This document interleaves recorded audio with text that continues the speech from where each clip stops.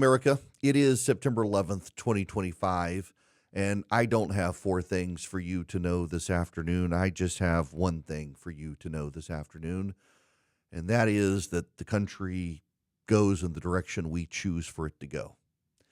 Today is the anniversary of September 11th. It is the day after Charlie Kirk has been assassinated. Heavy days in the country.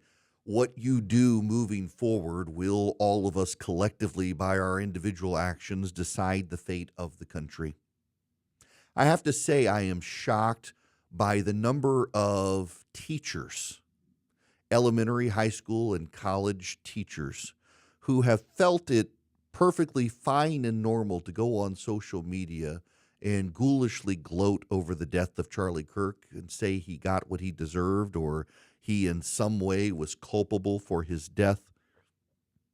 It is foundational to this country that no one deserves a bullet for their words. We live in a world where people on the left have decided that words have amazing power such that words can become violence. And they have slowly over time justified philosophically the idea that the violence of words can be met with physical violence. There are lots of lectures from the left about the right in politics. There are lots of lectures from the media about the right in politics. Not enough is spoken by the media or by Democrats on this perverse idea that words are violence and that those words as violence can be met with physical violence. There's a progressive outlet called 404 Media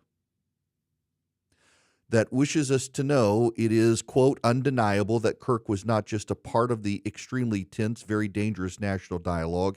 He was an accelerationist force whose work to dehumanize LGBTQ plus people and threaten the free speech of professors, teachers, and school board members around the country has directly put the livelihoods and physical safety of many people in danger.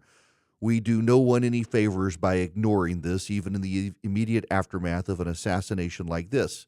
They do also say this does not mean Kirk deserved to die, but they insist that Charlie Kirk was doing politics the wrong way.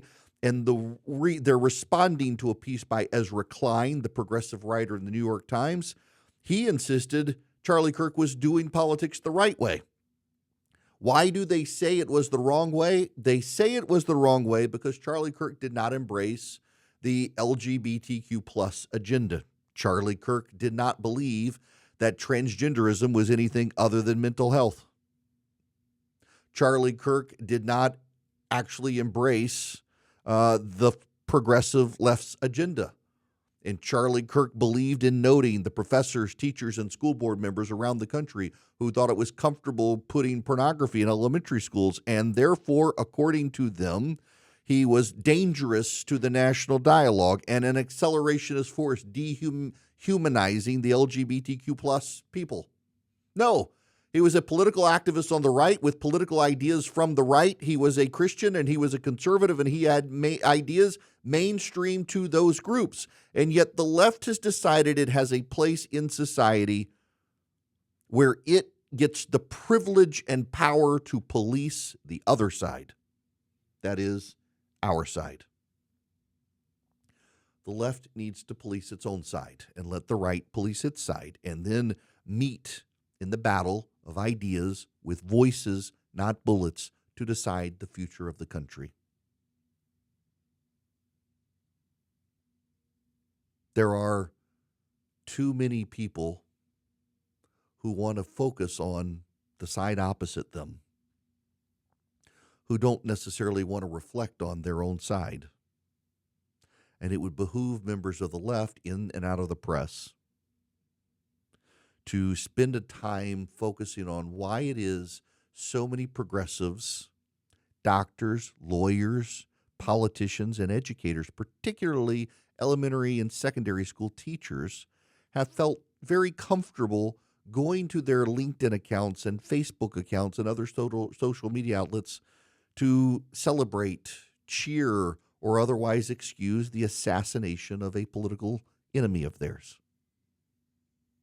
There should be some serious exploration as to why the number of elementary and secondary school teachers I have seen have felt comfortable. What allows them the comfort? How is it that anyone can feel so comfortable as to publicly celebrate the assassination of someone? We should get an answer to that. And we should wonder about the political left when they live in a world where to them it's totally acceptable that someone they dislike is murdered, assassinated for political views and opinions. If the left can't rein in the left, the right will not rein in the right. And we will tip over into something very bad. In news that is related to this, but not really, though it is, there's breaking news that Paramount intends to buy the parent company of CNN. There's been related news that Paramount intended to put Barry Weiss, the editorial leader of the Free Press, in charge at CBS News, which led to a meltdown in that newsroom over the thought of having her in charge. But I think about the news coverage in the last 24 hours from CBS News, where its morning show host wanted to begin his conversation by talking about how Charlie Kirk's views were offensive to certain communities and how the Republicans might need to police their language.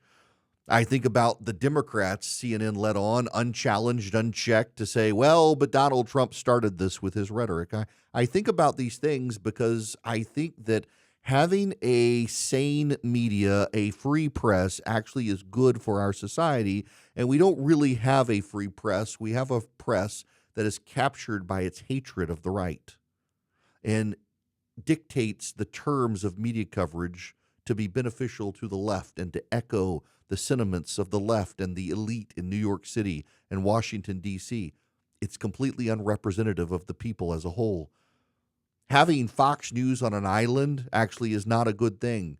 Fox News, the number one media outlet in the country, it's amazing, given free market competition, that very few have tried to emulate what Fox News does. You don't have to be a right-wing echo chamber. You could, CNN, just cover the news more fairly and more representatively instead of having all of your producers and editors and the people who shape the news being of the left while trying to find some semblance of voices from the right, all while catering to the sentiments of the left. Maybe actually have a newsroom that cares more about the facts than what the Upper West and Upper East Side think. We're living in disturbing times. What we as a society chooses to do in these times will dictate the course of our history as we head to our 250th year. What you do, you personally, listening to me right now, what you choose to do will dictate the future of the country. We are a nation of individuals, and each individual matters. Chart your course accordingly. I'm Erick Erickson. Normally, these would be the 4 things you need to know this afternoon, but that's what you need to know today. Stay informed, stay engaged. Please keep the faith.